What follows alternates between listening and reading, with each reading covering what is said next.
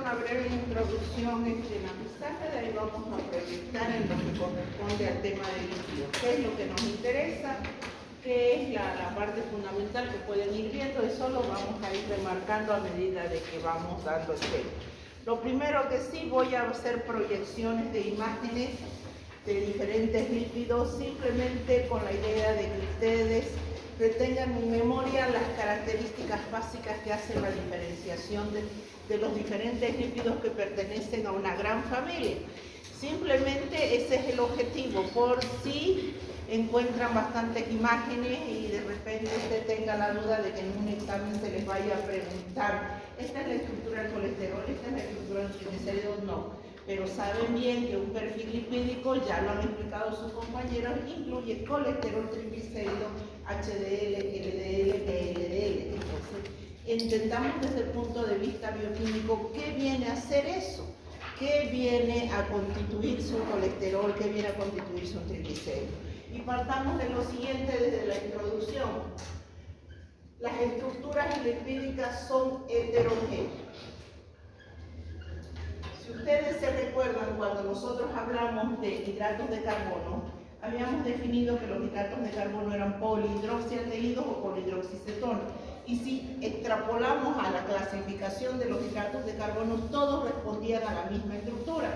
Eran muchos grupos aldehídicos como oxidrilos unidos entre sí que constituían un homopolisacárido, etc.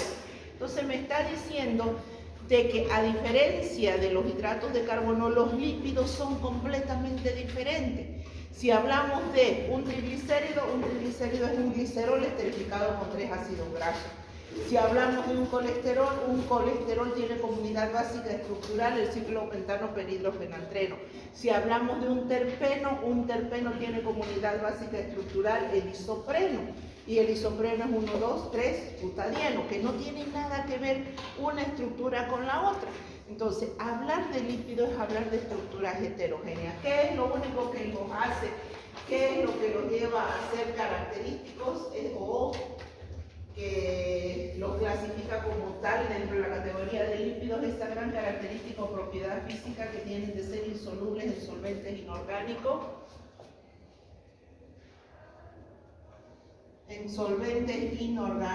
como cual el agua, y solubles en solventes orgánicos, como quien éter, benceno, tetracloruro de carbono, etc. Entonces, eso es lo único que los hace o los clasifica o los diferencia dentro de lo que viene a ser el gran grupo de las demás biomoléculas. Por de lo demás es muy difícil establecer una estructura parecida entre ellos. ¿Qué es lo que nos interesa en cuanto a su función? Que aquí viene también la diferencia entre lo que vienen a ser los hidratos de carbono. Si bien habíamos dicho que los hidratos de carbono tienen dos grandes funciones, que es la de ser energética, reserva energética y muy pequeña parte estructural, los lípidos, sin embargo, también son energéticos.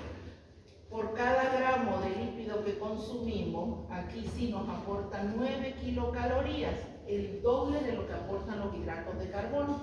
Un hidrato de carbono, ¿se acuerdan que era 4 puntos y algo kilocalorías? Sin embargo, un pequeño gramo de lípidos nos aporta el doble o 9 kilocalorías. Eso lo constituye en nuestra reserva energética o tener función energética. No se olviden que cuando el cuerpo consume hidratos o cuando no consume hidratos de carbono, echa mano a su elemento de reserva, a su reserva energética animal, que es el glucógeno. Pero este glucógeno se agota en un lapso de 12 a 14 horas. De tal manera que si seguimos nosotros en un periodo de inanición sin darle hidratos de carbono a nuestro cuerpo, ¿qué sucede? Sucede de que el cuerpo empieza a buscar empieza a buscar quién le provee energía. Quien le provee energía son las células adiposas o los triglicéridos o las grasas. Entonces estas grasas empiezan a metabolizarse y a generar una gran cantidad de energía. De ahí que son fuente energética. Estructural, cuando nos decimos estructural, algo muy importante es la doble capa lipídica.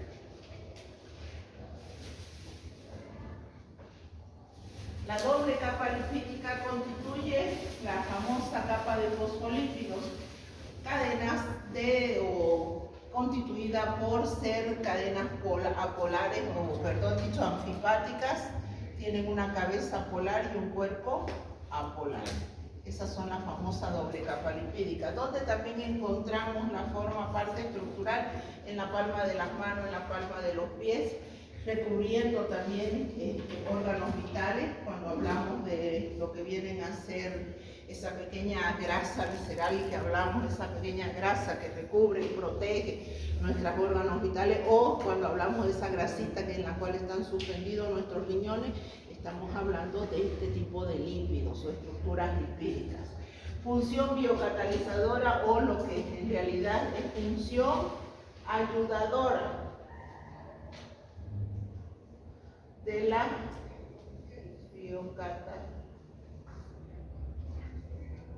de los biocatalizadores. Es función ayudadora, no quiere decir que son biocatalizadores, eso por si acaso, porque hay que tenerlo en cuenta, es una corrección que está en las proyecciones de PowerPoint. En las proyecciones de PowerPoint dice función biocatalizadora y no es función biocatalizadora. Nunca lo corrijo, pero les estoy avisando.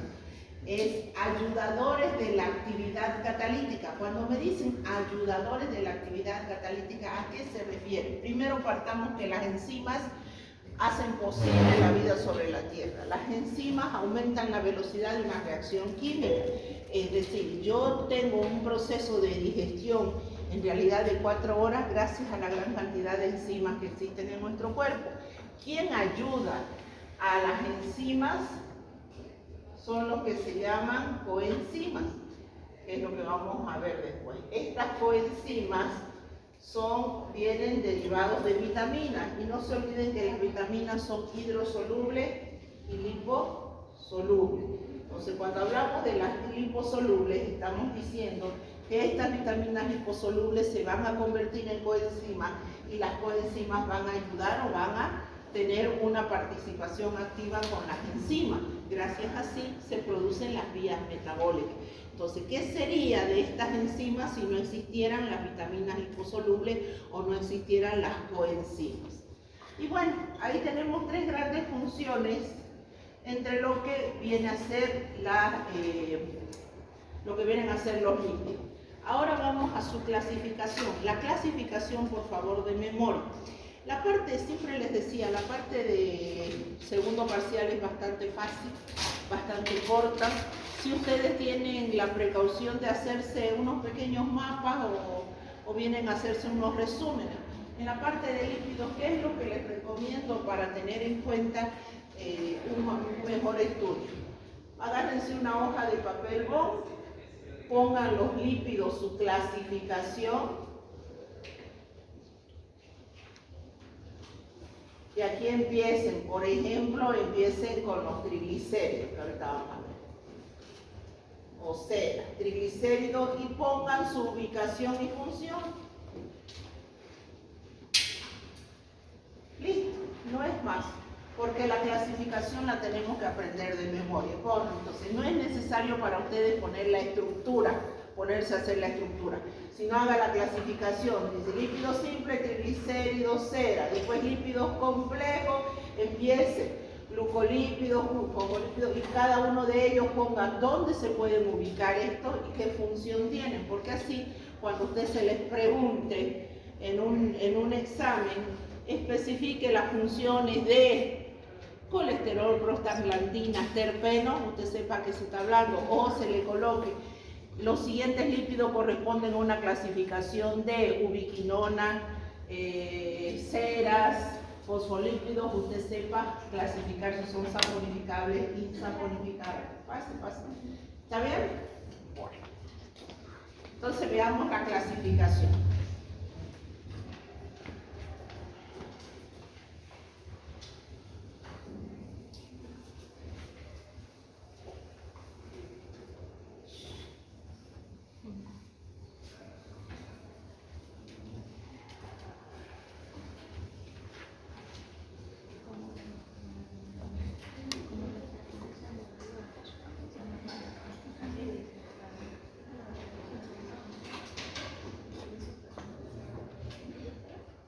clasificación de memoria.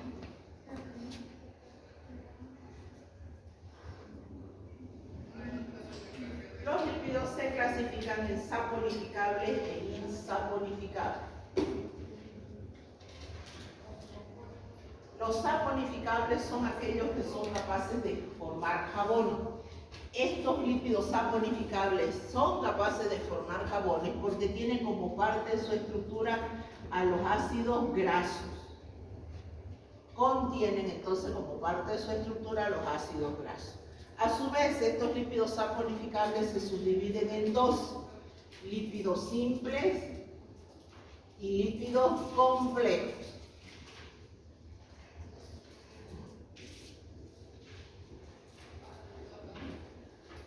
Los lípidos simples se subdividen en triglicéridos y ceras.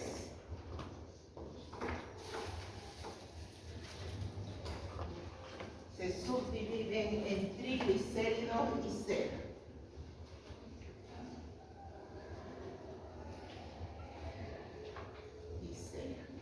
Los lípidos complejos se subdividen en fosfolípidos,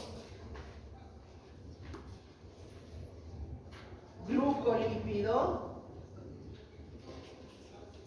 y lipoproteínas.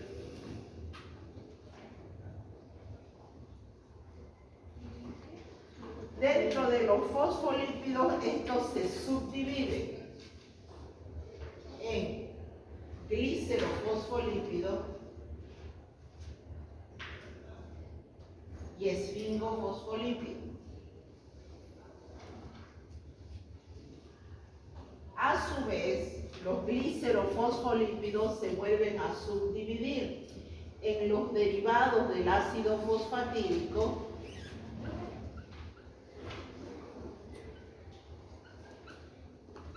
Aquí los típicos ejemplos que han de haber visto es fosfatidilinositol, fosfatidilcerina, fosfatidiletanolamina, etc.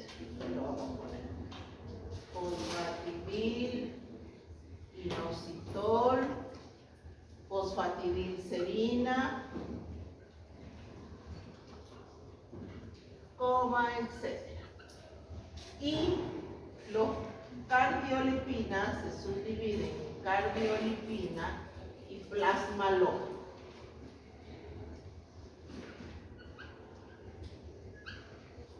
Entonces, los glicerofosfolípidos se subdividen en los derivados del ácido fosfatídico, la cardiolipina y el plasmalona. El glicerofosfolípido se caracteriza porque tiene como parte de su estructura el glicerol, y el esfingofosfolípido se caracteriza porque tiene como parte de su estructura el esfingol. En los esfingofosfolípidos, el único representante es la esfingomielina. Aquí no hay donde perderse. Donde más uno se puede perder es en los glicerofosfolípidos.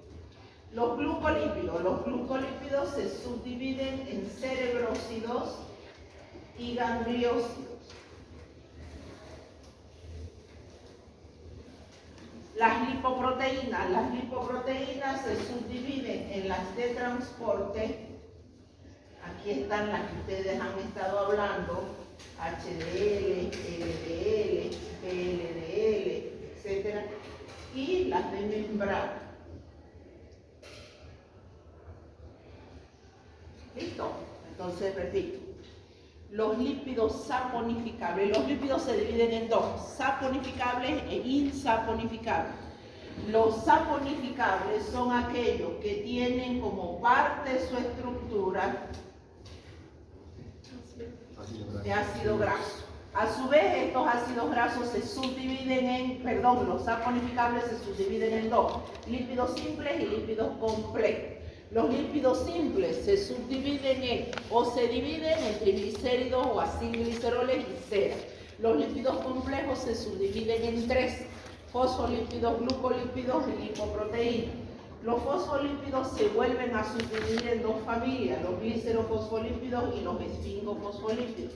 El glicerofosfolípido se caracteriza porque tiene un alcohol que es el glicerol, y el esfingofosfolípido porque tiene un alcohol que es el esfingol. a un alcohol de cadena bastante larga. Y el glicerol es un trialcohol, que ya lo vamos a ver. Entonces, el glicerofosfolípido a su vez se subdivide en tres: los derivados del ácido fosfatídico, la cardiolipina y el plasmalón. A su vez, los derivados del ácido fosfatídico son muy conocidos, que es el fosfatidilinositol, fosfatidilcerina, fosfatidiletanolamina, fosfatidil, me falta uno, fosfatidil, no me acuerdo, se me fue uno de ellos, etc. Y la cardiolipina y el plasmalón. Los esfingofosfolípidos, un solo representante, que es la esfingomielina. Los glucolípidos, cerebrósidos y gangliósidos, y las lipoproteínas de transporte y de membrana. Los lípidos insaponificables no tienen ácido graso como parte de su estructura. Dentro de estos lípidos insaponificables tenemos los terpenos, lineales y cíclicos,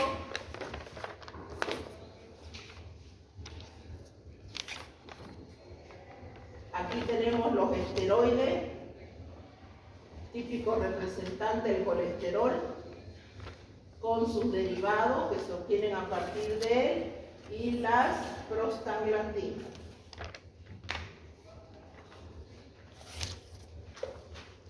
La clasificación, entonces, por favor, la clasificación de memoria. Lamentablemente sí. Sí, son los ácidos grasos aquí. Ahí serían los ácidos grasos. Aquí vamos a ver. Después los ácidos grasos, ya vamos a hablar qué son los ácidos grasos. Vamos a hablar de qué son los ácidos grasos, su estructura y su clasificación. Los ácidos grasos ya se subdividen en ácido graso saturado y ácido graso insaturados.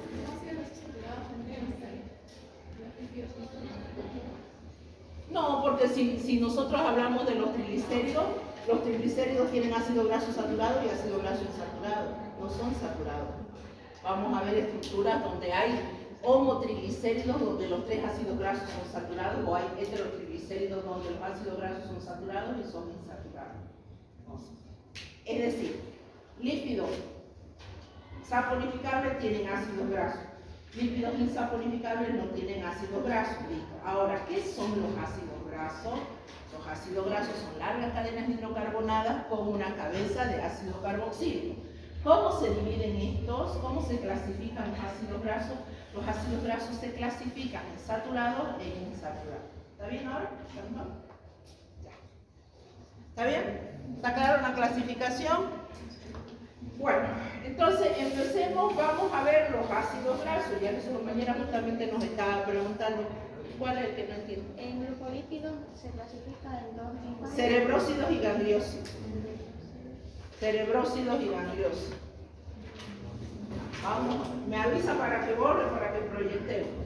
Bueno, vayan copiando y yo prendo el aparato. Ya hablamos entonces de los ácidos grasos.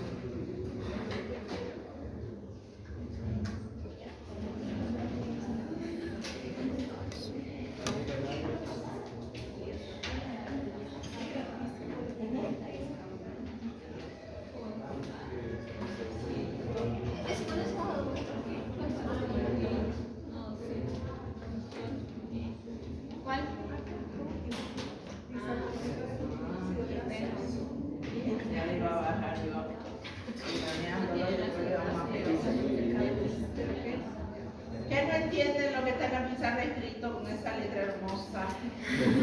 Ay, Dios mío. Díganme lo que no entiendan, lo repito.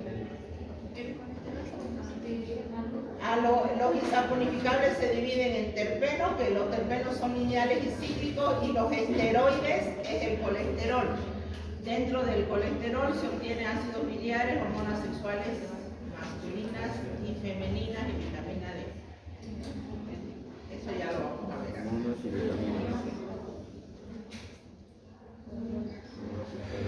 sexuales?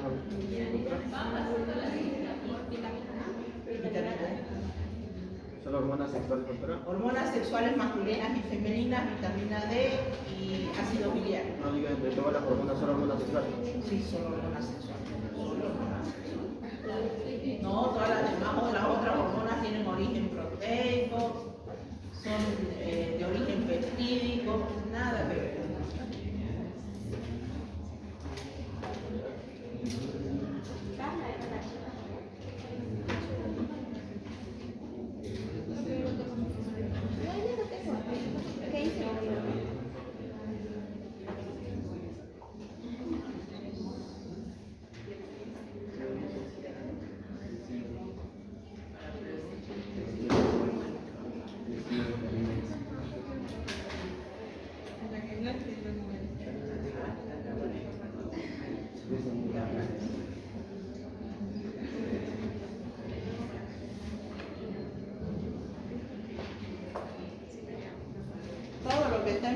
también está en PowerPoint, eso lo que, a ver, prendió.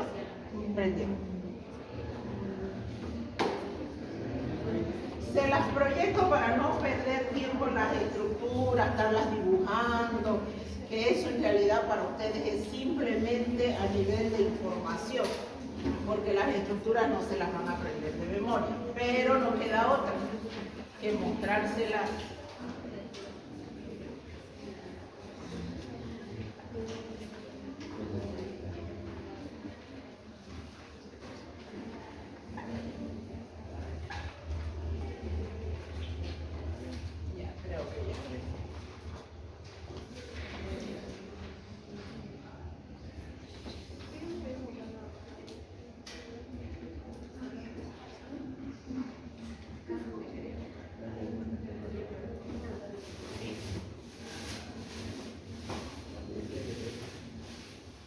Todo esto es la clasificación que se las he dado de ya, ácido graso. Muy bien. Entonces, los lípidos se clasifican en los que tienen ácido graso y los que no tienen. Sí. Los que tienen ácido graso y los que no tienen ácido graso. Los que tienen ácidos grasos. Dentro de los que tienen ácidos grasos entendemos que entender qué es un ácido graso. Un ácido graso es una larga cadena hidrocarbonada. Cuando se dice larga cadena hidrocarbonada se refiere a esto: carbono, hidrógeno 3, carbono, hidrógeno 2. ¿Por qué 3? Porque está al final y no se olviden que el carbono es tetravalente y tiene que tener 4 enlaces. Y carbono, hidrógeno 2 son todos los que están en el centro. Este N me dice la cantidad de carbono que va a haber en este cuerpo del ácido graso. Este N puede ser un número par o puede ser impar. Entonces yo tendré ácido graso de cadena par y ácido graso de cadena impar. Esto de aquí es la cabeza del ácido graso, que es el ácido carboxílico.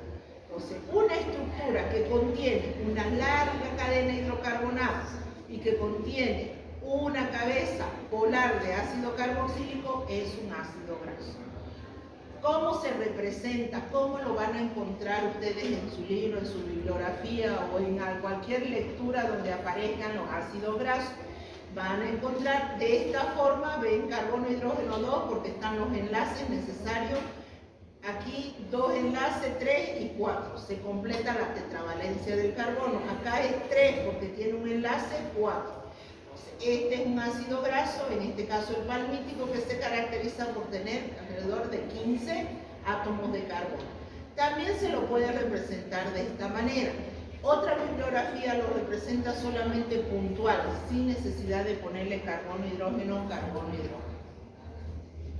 Bien, entonces los ácidos grasos, ¿cómo se clasifican? Se clasifican en dos: ácidos grasos saturados y ácidos grasos insaturados. Los ácidos grasos saturados son los que presentan entre carbono y carbono un solo enlace, y los ácidos grasos insaturados son los que presentan entre carbono y carbono dobles enlaces. ¿A qué nos estamos refiriendo con eso? A esto. Aquí tienen ácidos grasos saturados, enlace simple entre carbono y carbono, y cuando presentan doble enlace, el que está ahí con el puntero rojo, ese es el doble enlace.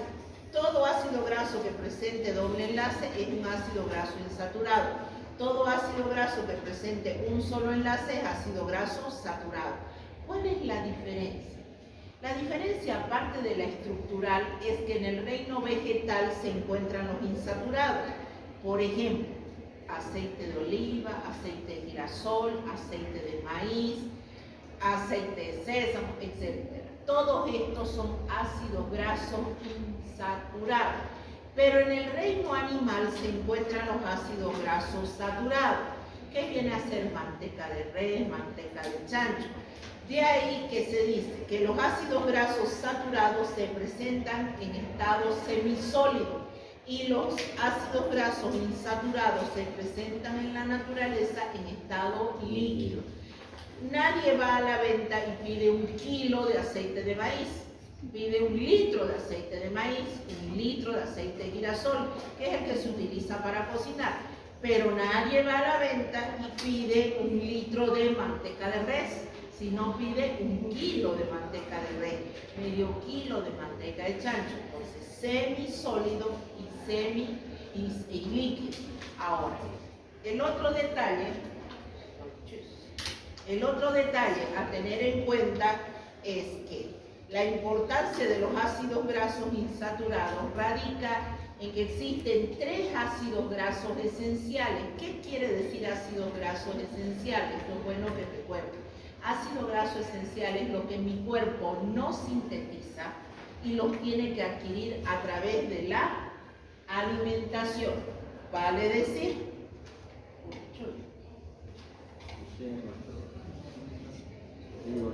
ahí no hay cómo mover, no hay cómo yo me muevo. Entonces tenemos que los ácidos grasos esenciales son aquellos que mi cuerpo mi cuerpo los sintetiza y los tiene que adquirir a través de la alimentación. ¿Cuáles son esos 3 ácidos grasos esenciales? Linoleico, linolénico y el otro es el araquidónico.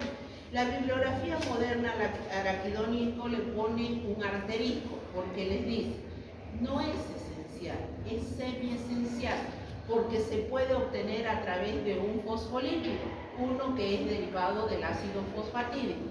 Pero de todas formas nosotros quedémonos en que los ácidos grasos esenciales son 3, linoleico, linolénico y araquidónico. Si ustedes se fijan, el linoleico tiene 18 átomos de carbono con 2 insaturaciones.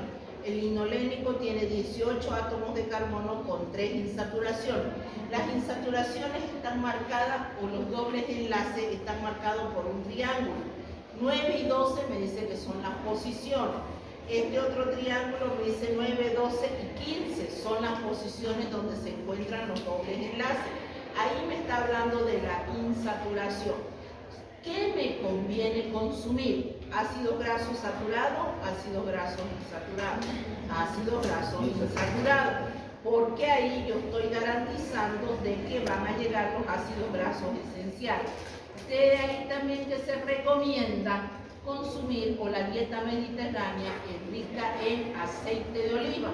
El aceite de oliva es poliinsaturado y garantiza de que me van a llevar ácido graso esencial.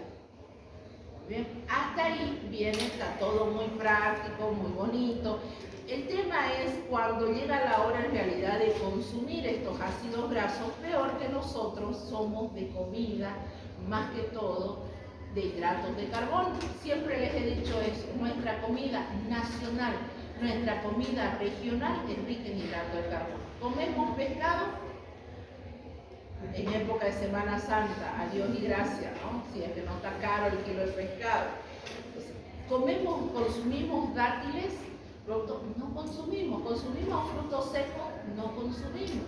Y lamentablemente aquí este listado que les estoy colocando a ustedes es simplemente para que ustedes tengan un panorama general de qué tipo de alimentos contienen este tipo de ácidos grasos insaturados que son beneficiosos, pero obviamente que las cantidades tienen mucho que ver. En la pirámide alimenticia, ¿dónde se encuentran los lípidos? ¿En la punta o en la base? En la punta de la base está como abajo. ¿En la base o en el extremo, en la punta de la pirámide? En la punta de la pirámide. ¿Qué me está diciendo entonces? Que el consumo de los lípidos tiene que ser mínimo. Por eso, cuando nos recomiendan consumir frutos secos para garantizar que me ingresen ácidos grasos esenciales que son beneficiosos para mi cuerpo, ¿qué es lo que me dicen? Consuma un pequeño puñado de frutos secos, maní, o consumir la nuez, la almendra, que es una pequeña cantidad, porque si no, usted está consumiendo lípidos, y no se olvide que los lípidos, por cada gramo de lípido, ¿cuánto aporta? 9 kilocalorías. Les comento, para que no se olviden de esto. Siempre tenía un problema con mi peso, con mi peso, siempre he sido gordita, o con obesidad grado 1, como digo yo, obesidad grado 1. Asistía en la Argentina, yo estudiaba en la Argentina, asistía a terapias de grupo, ALCO, Asociación de Lucha contra el Obeso, pero yo tenía en esa época 5 kilos de más de mi peso. Y era el famoso doctor Cormillón, el que en esas épocas dictaba esos grupos de ayuda a personas con sobrepeso. Y él comentaba que las pastas, por ejemplo, no lo engordan a uno si uno sabe comerlas en pequeña cantidad. La pasta sola, lo que es, sabe engordar es todo lo que uno le agrega encima. Esa era su dieta. Y nos recomendaba consumir frutos secos. Frutos secos, claro, decía, tienen ansiedad de comer algo, coman frutos secos. Y yo me compraba las nueces por kilo. Porque resultaba que estaba en una época donde allá, al boliviano, como recién estuvo en la Argentina, esa época inflacionaria que tenía, que el boliviano allá iba y estudiaba con $100, se daba la vida. Yo alquilaba departamento, comía, vivía en el centro de la ciudad, tomaba micro hasta la universidad o el ómnibus, tranquilo, porque con $100 podía vivir. Así que comprarme 1 kilo de nuez y tirármelo al día era poco. Entonces yo me compré mi kilo de nueces, mi kilo de almendra, mi kilo, y cada vez que me agarraba ansiedad, porque una de las causas de las personas que somos obesos es ser ansiosos, y canalizamos la ansiedad a través de la comida. Entonces, como estudiábamos demasiado allá y allá tenía el trauma hasta por el horario, hacía grados bajo cero y tenía que salir a las 5:30 de la mañana en ese bus, porque si yo llegaba 1 minuto, 1 segundo después del docente, no entraba, por ejemplo. Ese era mi trauma. Y nos quedábamos afuera y una clase perdida era la muerte, digamos, más o menos. Entonces, ¿qué era lo que vivía así, ansiosa? Y andaba con mi bolsa de nueces. Resulta que terminé con 7 kilos de más y menos de un mes. Sí. Y yo le decía a él, pero yo solo como frutos secos. ¿Come pan? Me decía, no, pero es que yo solo como frutos secos. ¿Cuánto de frutos secos come? Es un puñadito. ¿Cuánto de frutos secos se ha comido? ¿Qué le voy a decir? Me tiro 1 kilo prácticamente de frutos secos al día si yo andaba con los frutos secos en la mochila. Entonces, entre comerme un chocolate, entre comerme una magdalena, entre comerme un croissant, que le llaman todo lo que era masa, yo agarraba los frutos secos y los comía. Y para entonces no sabía que por cada gramo de lípido que estaba consumiendo estaba ganando el doble que si me hubiese comido un pedazo de pan. Entonces me dice en esa época el doctor Cormillón y sus ayudantes, tiene un serio problema usted con la adicción a la comida. Mientras no quite la adicción a la comida, usted no va a bajar de peso. Y me metieron a ese grupo de Asociación de Lucha contra el Obeso, donde íbamos, hacíamos un grupo de 5 o 10 personas y cada uno de nosotros comentaba cada uno sus vicios. Me levanto a las 3 de la mañana a comer porque me da hambre, porque esa sopita de verdura no me abastece, y comenzábamos a comentar. Y yo comentaba que justamente me tiraba mi kilo, sin contar que también una vez una amiga de donde las que vivía en el departamento le llevaron higos. Le llevaron así la montonera de higos. Y yo encima de la heladera lo dejaban y decían, para la que quiera comer, saque y pase. Bueno, entonces yo daba una vueltita, un higo. Daba otra vueltita, otro higo. Esos fueron los otros 3 kilos más o menos que gané. Entonces, fíjense ustedes la importancia de los hidratos de carbono y el tipo de alimentación que uno tiene que consumir. Y bueno, y ahora seguimos, ¿no?, con el problema del sobrepeso. Y ahora el pretexto es la menopausia. Entonces aquí simplemente esto es el único objetivo que tiene, para que ustedes, si el día de mañana preguntan, ¿qué tipo, doctor, qué tipo de alimentos tengo que consumir? Yo consumo esto, ¿será bueno? ¿Es bueno que yo consuma demasiado aceite de oliva? ¿Es bueno que yo consuma demasiado fruto seco? ¿Qué habla de los pescados? ¿Qué tipo de ácidos grasos tienen los pescados? Aunque nosotros generalmente no somos consumidores de ese tipo de alimentos. Ahora viene la otra parte, los omega. Esto es lo que ahora sí se habla. Omega 9, omega 6, omega 3. Por ejemplo, el linoleico es omega 3, el linoleico es omega 6 y el oleico es omega 9. Pero hay varios tipos de omega 6, 3 y 9. ¿De dónde surgió esto? Estos omega. Fíjense lo siguiente, voy a pasar atrás. El nombre del linoleico, cis 912 octadecadenoico. Miren ustedes todo ese nombre. Para la industria alimenticia, donde dice la chía es rica en omega 6, que le digan la chía es rica en cis, triángulo 912, ¿quién se va a acordar de todo esto? Nadie. Entonces decidieron ponerle omega. ¿Qué significa ese omega? Veamos de dónde surge y lo vamos a hacer para que lo entiendan. Este es el omega 3. ¿Qué dijeron? Vamos a contar de atrás para adelante. Donde empieza la insaturación, si empieza en el carbono 3 le llamaré omega 3. Si empieza en el carbono 6, la insaturación 1, 2, 3, 4, 5, 6, le llamaré omega 6.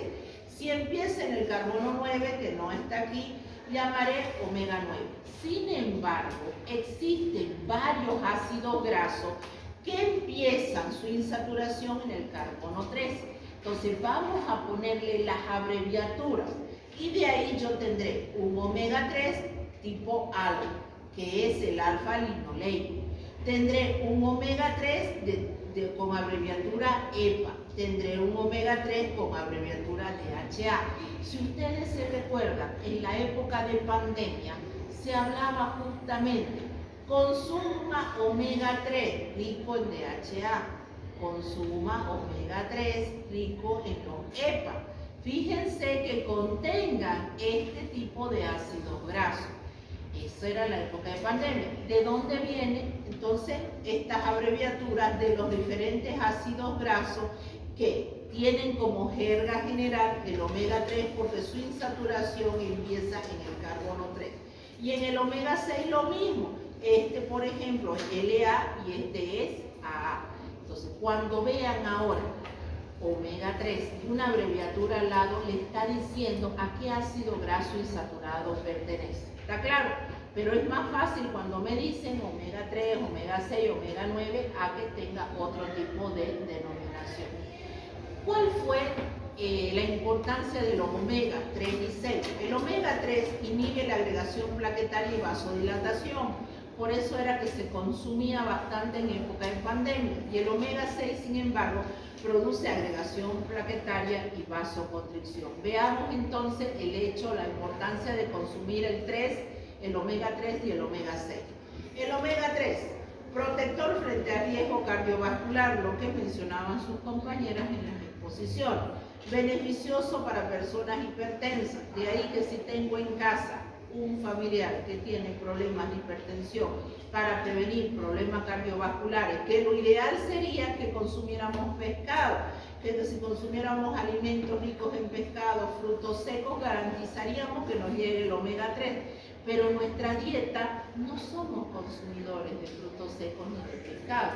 Entonces, en muchos casos se recurre a la suplementación farmacológica. De ahí que las farmacias abundan el famoso omega 3, han visto, envases blancos con un corazoncito, justamente porque son protectores cardiovasculares. Disminuye el LDL, ahora sí ya entendemos que es el LDL, no es el colesterol malo. Entonces, si yo consumo omega 3, me va a favorecer a que disminuya el LDL sin afectarme al colesterol bueno, a la lipoproteína, colesterol bueno, HDL, porque a mí me conviene tener HDL alto y LDL bajo. Disminuye los triglicéridos y disminuye el riesgo de trombosis. A diferencia del omega 6, fíjense que el omega 6, sin embargo, si bien es cierto que me disminuye el LDL, pero también me disminuye los HDL, cosa que no me favorece. Altas ingestas de ácidos grasos poliinsaturados pueden asociarse a un mayor riesgo, dice, de cáncer por su elevada susceptibilidad a la peroxidación. Esto lo vamos a ver dentro de un momento. Pero ¿qué me está diciendo aquí? Que si bien nos hace falta consumir ácidos grasos insaturados, que estos no sean muy poliinsaturados, porque esto más bien, en vez de favorecernos, es contraproducente por la asociación o el riesgo de generar cáncer.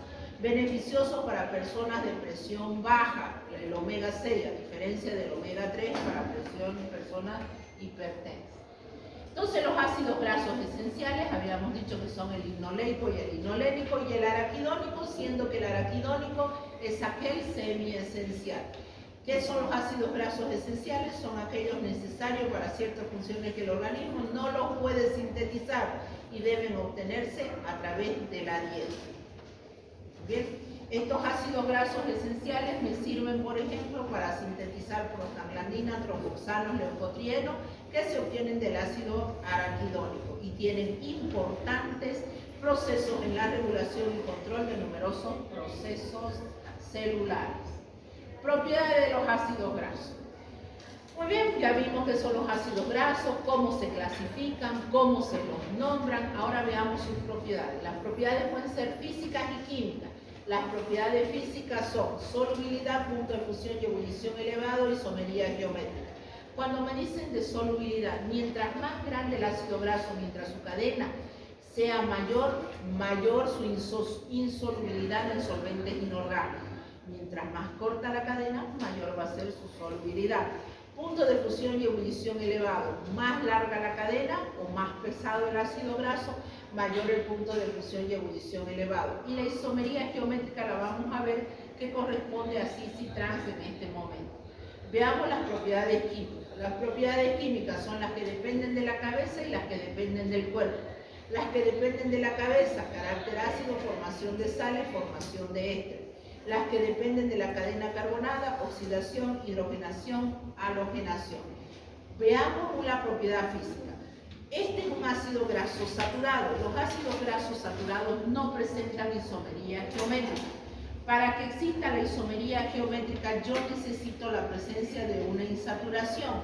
Alrededor de esa insaturación, si los que se encuentran de un mismo lado son del mismo peso atómico molecular, se dice que el ácido graso es cis. Sin embargo, si se encuentran cruzados al lado de la insaturación, se dice que el ácido graso es trans. Y de repente usted en este momento dirá, ay por Dios, ¿y para qué me interesa esto? Si a Dios y gracias puedo entender que es cis y que es trans. Resulta que los ácidos grasos trans son malos para la función celular, a diferencia de los ácidos grasos cis. O dicho de otra manera también, los ácidos grasos trans no los podemos degradar. Quedan como elementos tóxicos en nuestro cuerpo, los cuales tenemos que eliminar. Aquí fíjense, este es cis y este es trans.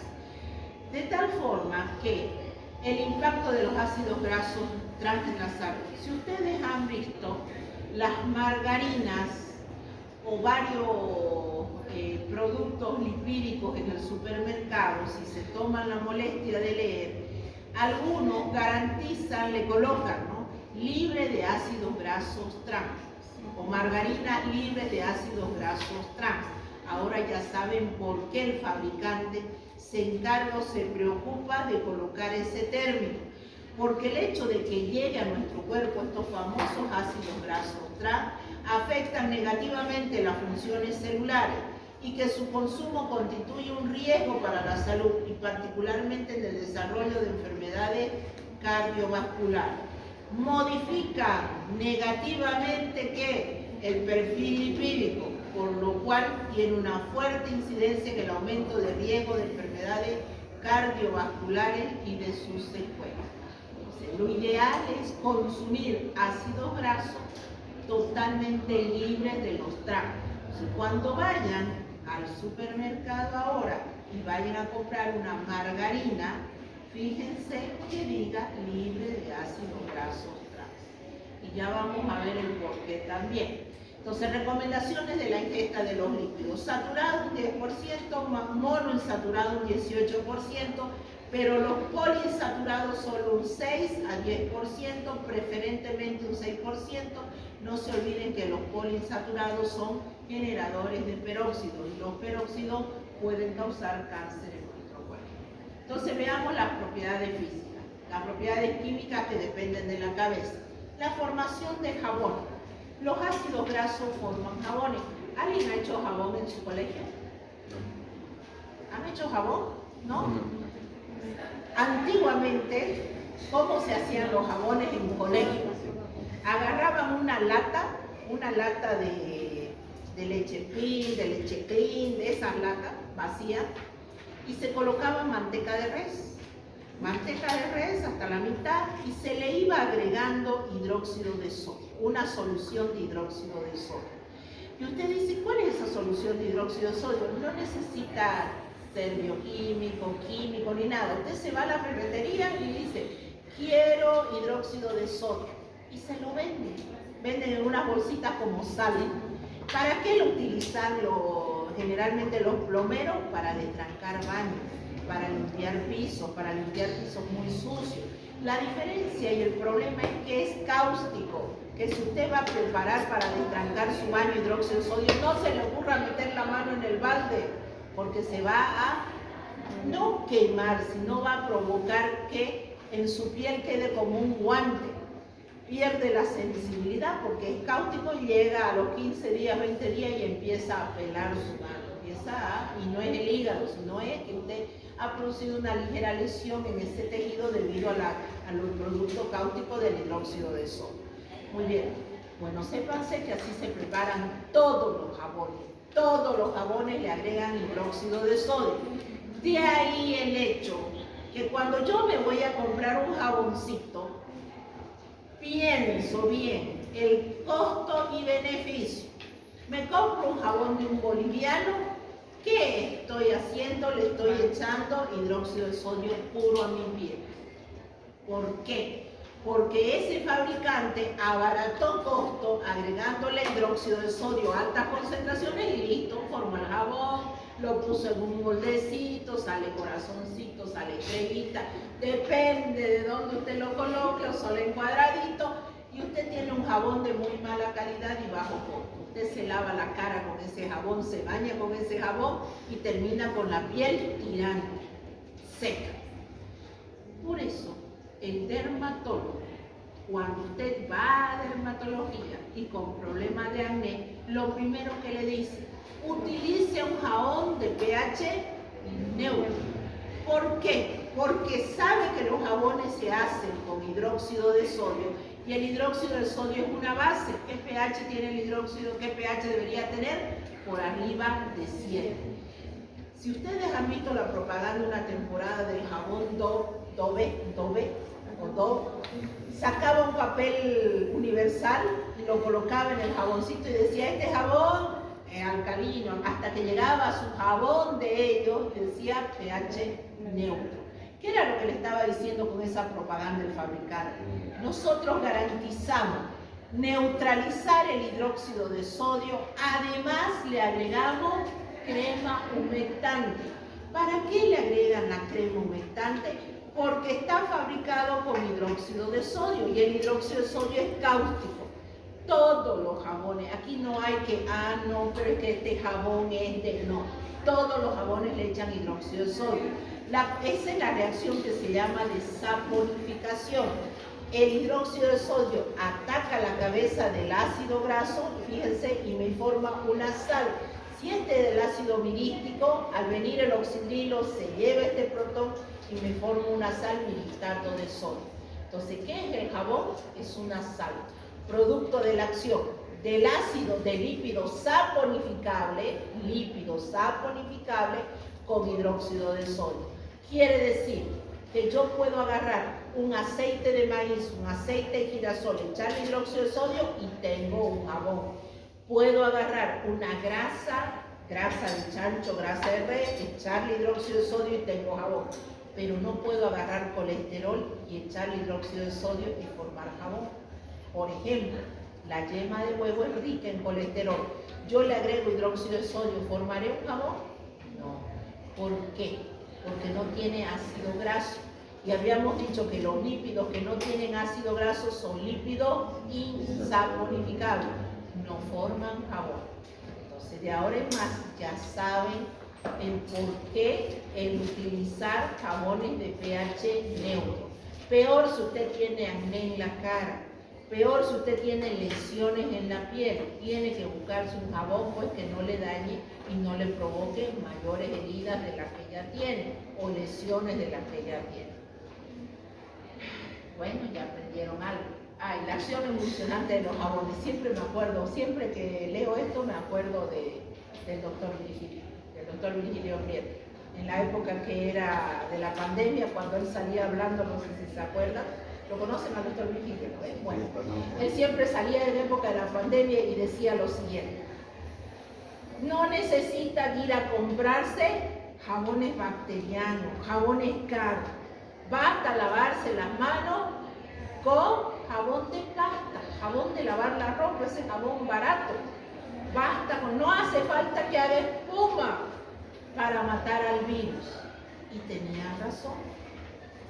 A ver, el virus que tiene a su alrededor una capa lipídica, una gran capa lipídica. ¿Qué hacen los jabones? Destruyen la capa de lípidos. Es lo mismo, y que era lo que ocurría cuando malentendíamos el hecho de que era lavarnos las manos algunos, llegar de afuera de la calle y echarse agüita y listo. Y no utilizábamos o no hacíamos la buena técnica de lavado. Tan parecido es como que usted se unte las manos con aceite y vaya y las ponga bajo el grifo. ¿Se va a salir ese aceite? No. ¿Necesita un súper detergente? No. Bastaba con un simple jabón que tiene la famosa acción emulsionante. Rompe esa capa de lípido y lo mataban al virus. Entonces, ¿cuánta razón tenía? Que no era que cuando empezó la pandemia la gente corría a comprarse ¿qué? Jabones antibacterianos. Gastaban pesos, vaciaban las farmacias buscando jabones antibacterianos. Y bastaba uno, que no me servía de nada porque era virus, ¿ves? Y dos, además, bastaba con un simple jabón de pasta, llámele Bolívar, llámele Paira, llámele el que sea, y usted tenía y garantizaba una acción emulsionante y ruptura de la capa lipídica del virus o destrucción del virus. Las micelas. ¿Qué son las micelas? Aquí están las micelas. Cuando usted tiene aceite en agua, se forman las micelas. ¿Por qué se forman estas estructuras esferoidales? Porque el ácido graso tiene una cabeza polar y un cuerpo apolar. En el cuerpo apolar, aquí está en el cuerpo apolar, se junta hacia el centro y la parte polar se rodea hacia el lado. Esto lo van a ver en práctica. En la formación de jabones también la van a hacer. La reacción de saponificación. La única diferencia, por favor, que no esperen pues jabones en forma de corazoncito ni de nada. Si en un tubito de ensayo le van a agregar un ml de aceite, hidróxido de sodio, lo van a llevar a baño María. Y de ahí usted dice, ¿y dónde está el jabón? Es una capita que se forma finita arriba, es el jabón. Y es para que vean la reacción de saponificación. Y las micelas, no hace falta ni siquiera que hagan práctica en casa, vayan y tómense el trabajo de lavar un sartén con aceite y van a ver la gran cantidad de micelas que se forman producto de la acción o de la estructura anfipática, esta es la estructura anfipática de los ácidos grasos. Formación de ésteres y oxidación. La formación de ésteres se da un ácido graso con un alcohol. Cuando nosotros hablemos de los triglicéridos, vamos a decir, los triglicéridos es un glicerol, un alcohol que reacciona con ácidos grasos. Bueno, se forman los ésteres. Esta es la formación de ésteres para entenderlo desde ese punto de vista. La oxidación. La oxidación se presenta en los ácidos grasos insaturados. Esto es importante que conozcan. Si bien es cierto que a nosotros nos piden que fritemos, utilicemos ácidos grasos insaturados del reino vegetal, aceite de maíz, aceite de girasol, y no cocinar con manteca, etc., la diferencia o el peligro está en la oxigenación, porque nosotros cocinamos pues no cocinamos al vacío, sino al medio ambiente, es decir, que está en contacto con el oxígeno. ¿Y qué pasa si yo decido fritar empanadas y me compro 1 litro de aceite y lo vacío todo en la olla y me pongo a fritar la empanada? Y de ahí guardo ese aceite y lo reciclo para más adelante fritar carne, fritar huevo, volver a fritar empanada y lo vuelvo a reutilizar. ¿Qué es lo que pasa con ese aceite? Se oxida y forman los famosos peróxidos. De ahí que cuando el famoso concejal que iba a los lugares a revisar decía, no, ¿cómo va a usar ese aceite? Recontra, reciclado. Efectivamente tenía razón, porque es un atentado contra la salud pública, porque estamos utilizando, eso se formaban los peróxidos. ¿Y qué hemos dicho de los peróxidos? Los peróxidos son generadores de productos o de cáncer, que nuestro cuerpo tiene peroxidasas para degradar, sí, pero cuando esto es exacerbado, de seguro que vamos a tener problemas en el área de la salud. De ahí el hecho de que no se recomienda. Utilice aceite o ácidos grasos insaturados, pero no lo reutilice. La halogenación. Aguántenme, todavía tenemos tiempo. La halogenación. ¿En qué consiste la hidrogenación? Perdón. Ácidos grasos insaturados. ¿Conocen las margarinas? Sí, ¿no ven? Bueno. ¿De qué están hechas? ¿No saben? Esa mantequilla que dice margarina. ¿Reino de qué? ¿Del reino vegetal o del reino animal? Ajá, son del reino vegetal. Pero los aceites del reino vegetal, ¿acaso no son líquidos? Sí. ¿Y qué consistencia tiene eso? Semisólido. ¿Qué fue lo que ocurrió? La industria alimenticia agarra un aceite semilíquido líquido del reino animal y lo hidrogena. Lo hidrogena y lo convierte en un ácido graso saturado que es semisólido. Hasta ahí está todo bien. Usted dice, bueno, pasó eso. ¿Me conviene entonces consumir margarina porque es del reino vegetal? No. Resulta que los nutricionistas recomiendan. Hay mantequillas de origen animal, por ejemplo, Pil, Menonita, San Javier, ¿han visto esas mantequillas amarillas, intensas? Bueno, de repente usted dice, ay no, pues esas son riquísimas en aceite, en ácidos grasos saturados. Obvio que son, porque provienen del reino animal. La mantequilla Pil sacan esa grasa de la leche pura y hacen la mantequilla. Entonces usted dice, entre consumir ácido graso saturado o insaturado, prefiero lo insaturado. Pero los nutricionistas, ¿qué recomiendan? No consumir estas margarinas, porque en este proceso de hidrogenación se forman ácidos grasos trans.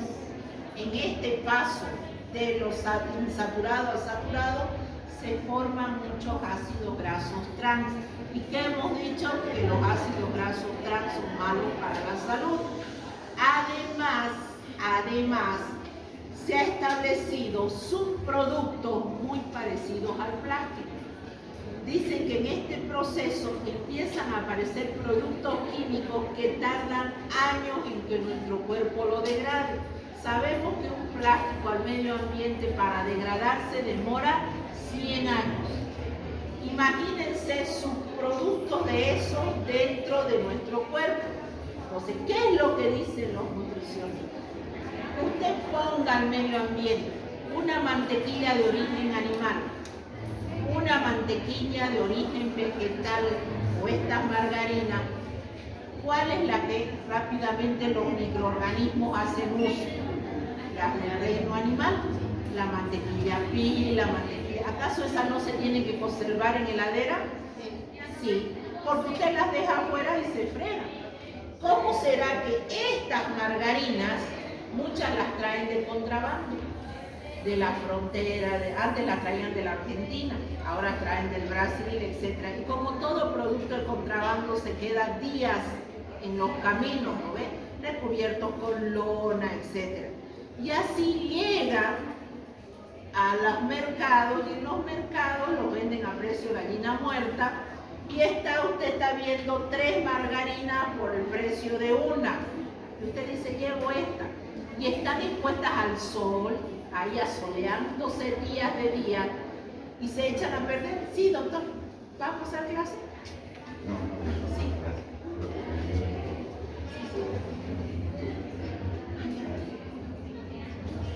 Van a comer el examen. Ya termino, listo, ya termino. Ya terminó, van a rendir examen, ¿van a rendir el examen? No, ellos. Ellos van a ya. Entonces, la recomendación ha sido margarinas en vez de, perdón, Hacia Margarita cada vez. Bueno, voy a terminar antes, entonces yo presenté el examen, calladito.